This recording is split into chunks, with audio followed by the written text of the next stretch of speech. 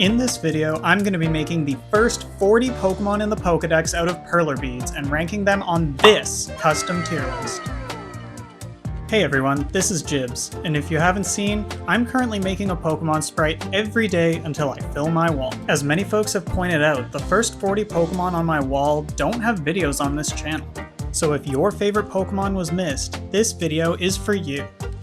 Stick around to not only see the time-lapsed creation of each Pokemon, but also my thoughts on how they turned out as bead sprites and see where they rank. And just so we're clear, these rankings are my own opinion. If you disagree with any of my decisions, you're simply wrong. My opinions are fact, and you can fight me in the comments. No, I don't think I will. So without further ado, let's jump into everybody's favorite, the Gen 1 starters. Bulbasaur was the first Pokemon raised by breeders to be a partner Pokemon for new trainers. It's extremely loyal and caring, known to soothe other baby Pokemon by singing them Bulbabyes. As an Ivysaur, the plant on their back begins to bloom, becoming heavy and strengthening Ivysaur's legs. After much sleep, they fully evolve into Venusaur, being able to harness the power of the sun's rays for immense energy. The flower is known to give off a lovely scent. Okay, Bulbasaur, look at this guy. He's OG, he's a cutie patootie, he's a little onion turtle. He deserves nothing lower than A tier. Venusaur, honestly, I like the colors, but it's like, are you blooming or are you not? Make up your mind. Either way, still pretty cool. I'd give it a B tier. But this bad boy, come on. Look at him. Look at the colors, look at the size. Probably the coolest Gen 1 starter. It's already happening, you know it. This guy is our very first S tier. Charmander must take great care of the flame on their tail. While it burns bright when excited, Charmander's flame will dim when exhausted, and if extinguished, Charmander would perish. Developing into a hot-headed teenager, Charmeleon consistently seeks out opponents to do battle with. The stronger the foe, the brighter the flame on its tail becomes. After sprouting wings, Charizard will continue its thirst for battle, but with age comes wisdom and nobility. Charizard never challenge a weaker opponent, conserving their power for only truly worthy opponents. Charmander, we all know him, we all love him. He's super cute, but honestly, is he as cute as Bulbasaur? Not really, and kinda overrated. B tier. Charmeleon, we were all an angsty teenager once. That doesn't mean it was cool. C tier. Charizard I honestly wasn't expecting to like so much. The wings look great, the tail looks great, and he's one of the most iconic Pokemon ever. But do I like him as much as Venusaur turned out? Not really. So Charizard is only getting A tier. Squirtle are known for their iconic and powerful shell. Used for sleep and protection, Squirtle's shell is shaped effectively for cutting through water at high speeds. Squirtle can spray foamy water from its mouth with great accuracy. As it grows, Wartortle becomes more awkward on land and relies on its furry ears for steering in the water. Air is stored in the fur for extended diving expeditions. The awkward phase doesn't last long, as Blastoise, now armed with cannons, can charge at rocket speeds, crushing all opponents in its path. Squirtle is just way too cute for his own good. Come on, look at this cutie in bead form. Those eyes, that shell, that tail. Do I think he's cuter than Bulbasaur, though? Water Turtle, I do not think beats Onion Turtle. So Squirtle, B tier. Now, Wartortle is also giving angsty teenager energy, but he's kind of pulling it off. He's a pretty underappreciated Pokemon, but I love how the ears and tail turned out on this. So, honestly, B tier. And now Blastoise, come on, gotta be one of the coolest starter final evolutions ever. The cannons turned out sick in the bead sprite, love the shell. Not as cool as Venusaur as a bead sprite, or even as a Pokemon though. So honestly, A tier. So, what do you think of the list so far? Did Charizard get snubbed? Venusaur overhyped? I'm happy to farm your engagement. Hear your opinion in the comments down below. Anyway, onto some bugs. Despite its tiny size, Caterpie has a voracious appetite, eating 100 leaves every day. They will shed their skin many times until eventually cocooning itself in preparation for evolution.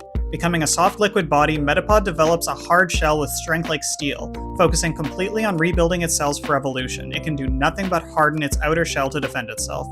Metapod that survive become beautiful Butterfree with wings covered in poisonous scales and antennae that can sense flowers from 10 kilometers away. Caterpie, turned out well as a bead sprite, but come on, it's a bug that eats leaves. And it's honestly not even that cool as a bead sprite. C tier. Metapod? Bruh. Seriously? Super boring bead sprite, and like, has anybody ever used him in a game other than in a meme? Come on. D tier. I guess Metapod sacrifices himself for Butterfree, cause dang is this Pokemon cool. The antenna looks sick on the bead sprite, the colors are great, and it's just such an iconic Pokemon, so you can't give it any lower than an A tier. Weedle is no slouch either when it comes to food, being able to eat its body weight each day. Watch where you step since the needle on its head stores a deadly toxin. Hanging from a tree by some string, it wraps itself up, becoming Kakuna. It won't move until it's disturbed, where it extends its poisonous barbs for protection. Once ready, Beedrill emerges from the cocoon, ready to defend other defenseless Weedle and Kakuna from threats, with its massive poisonous stingers. It flies at lightning speeds to catch its next meal. Weedle kinda suffers the same way that Caterpie does. I mean, he's a worm that eats leaves. I mean, I guess he poisons you this time, but that's not gonna save him. From C tier. Kakuna's honestly maybe even worse than Metapod. Like, where are the Kakuna defenders? Because he's gonna be getting roasted here. He's not even as memeable as Metapod, and he's like, he can poison you, maybe? I guess he just hangs from a tree. D tier. But once again, these bugs pay the price for their final evolution. Look at how cool this thing turned out. The wings look sick, the stingers are sick. Beedrill is such a cool Pokemon, and all my Pokemon Mystery Dungeon players know how good this guy is. We are getting our second S tier. Sorry to all the Metapod and Kakuna fans out there, but somebody has to be last. Anyway, on to some more early route mons.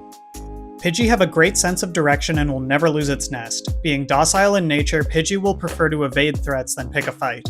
The sense of bravery grows, however, as Pidgeotto loves to hunt and defend its territory. It loves to hunt Execute, but will settle for Magikarp when near water. As its plumage grows, Pidgeot boasts a gorgeous head of feathers, as its speed breaks the sound barrier, stirring up windstorms with every flap. Pidgey is an iconic Pokemon. Everybody knows Pidgey, it's one of the first Pokemon you see, and I'm a bird lover myself. I have a sweet little bird. I can't rate this thing any lower than B tier. I think Pidgeotto is a cool middle evolution, but its bead sprite really did not do it justice. I don't really like its menu sprite form, and it's just not as iconic as Pidgey, so for that reason, C tier. Sorry, Pidgeotto. I don't know, Pidgeot kind of suffers the same thing from Pidgeotto. He's not bad, he's just a little bit disappointing. The colors are cool though, so Pidgeot, you get a B tier. Rattata exists wherever there is food. Day in and day out, this Pokemon has its mind set on eating just about anything it can chew through. It's always on the alert for wild furret, as they're this Pokemon's natural predator. As this rat grows, Raticate's teeth do as well. Raticate must keep chewing on logs and rocks to keep its teeth at an appropriate size. When intimidated, Raticate give out a shriek to scare off predators. Rattata, I'm sorry, but I'm not really sorry. I never want to see you in an early route, and I'm never gonna catch you. Your sprite turned out alright, but that is not saving you. From D tier. At least before you were like a cooler color. Now you're just bigger and you scream? I don't want anything to do with you. D tier. They may not fly high and they may not fly far, but that does not stop Spearow from speeding after prey to protect their territory. Flapping away at high speeds, its shrieks can be heard from over a kilometer away, warning others of threats. All that flapping pays off though, as Spearow's now powerful wings can keep it aloft for an entire day without stopping. Using its long beak and neck, it will reach for fish and bugs in even the tightest of places.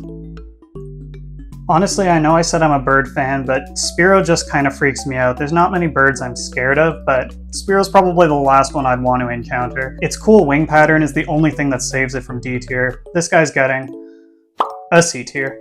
I don't know why I just have a disdain for Spearow and Fearow. Their colors I guess are kind of boring, and when you're picking a bird, who's picking Fearow over Pidgeot? C tier. Slithering through the grassy plains, Ekans hunt for the nests of Pidgey and Spearow to eat their eggs. By flicking their tongues, Ekans can sense nearby Pokemon and assess the dangers of the area. Growing up, Arbok will become extremely territorial, lashing out with deadly venomous fangs at anyone who gets too near. Arbok crush their prey with their powerful tail coil that even steel oil drums wouldn't survive. Ekans, use a backward snake. I mean, I think his sprite is pretty cool. I like the purples, but that's it. C tier. Now Arbok may just be a backwards Cobra, but they kind of pull it off. They got a little bit of attitude, and I do like the design on its neck, so A tier. Maybe I was too harsh on those rats, but I stand by my opinions. Team Rocket can keep them. Up next is everybody's favorite. It's Pikachu! Yeah, it's Pikachu. Way to spoil it. Through various squeaks and tail wags, Pikachu are found communicating in large groups to keep safe. Pikachu act as living lightning rods. While on the lookout for friends or foe, it raises its tail and inevitably attracts a stray bolt of lightning. After being exposed to a thunderstone, Raichu's tail gains the power to store over 100,000 volts of electricity. Too much electricity causes Raichu to become extremely aggressive, so watch out for scorched patches of earth that Raichu leaves behind. Alright, we got the Pokemon mascot Pikachu. Everybody knows him, everybody loves him. Hot take? They're pretty mid. B tier. Raichu, on the other hand, they're pretty cool. Look at how this tail turned out on the sprite. It's awesome. I know Pikachu in the anime doesn't really like to evolve, but I'm a fan. A tier. Buried deep underground, Sandshrew are found digging their expansive burrows, popping up only to catch a stray bug Pokemon. To protect itself, Sandshrew curl up into a small orb, its tough skin tough to penetrate. Spikes grow out of Sandslash's body, giving its rolled-up form offensive power to defend its burrows. Many Sandslash will take to the trees, picking berries and ready to ambush prey looking to take advantage of the Sandshrew below. Now we're talking. Look at this sweet, beautiful little guy. I mean, come on. He's so beautiful and cute, and I could just give him a squeeze. This guy deserves nothing less than A tier.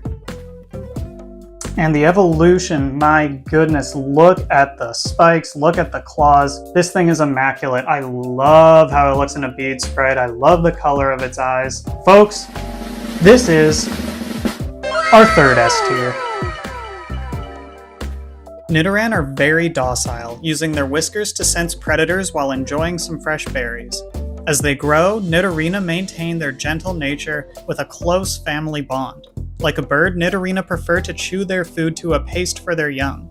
Nidoqueen will defend their family with their lives, using their poisonous scales and powerful tremor-inducing steps to make sure no predators can get near their burrow.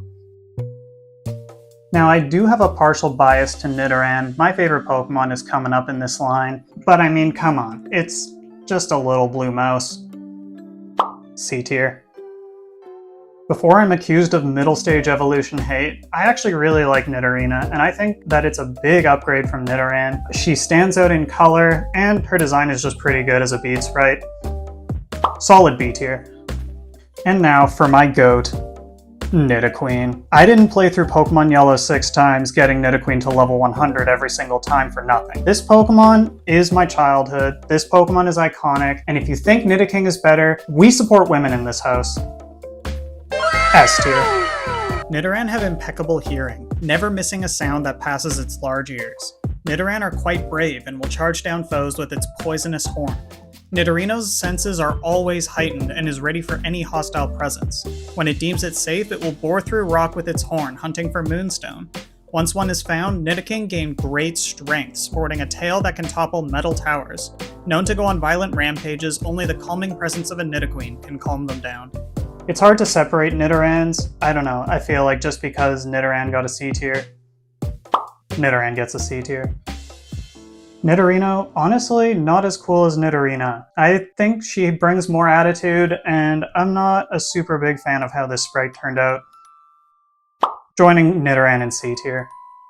Now, I may think Nidoqueen is better than Nidoking, but come on, I'm not crazy. This sprite looks awesome. I love the shading, I love the colors, and the design of Nidoking is frankly top tier. I cannot give this thing anything less than an S tier. Nidoqueen and Nidoking have gotta be two of the best Gen 1 Pokemon, and I love how they're strongest together. Let's round off this list with the last few remaining Mons. Extremely shy and rarely seen, under the full moon's light, Clefairy can be seen dancing on mountaintops. Clefairy sightings are known to instill happiness to those lucky enough to be in their presence. In even rarer occasions, Clefable can be seen accompanying Clefairy.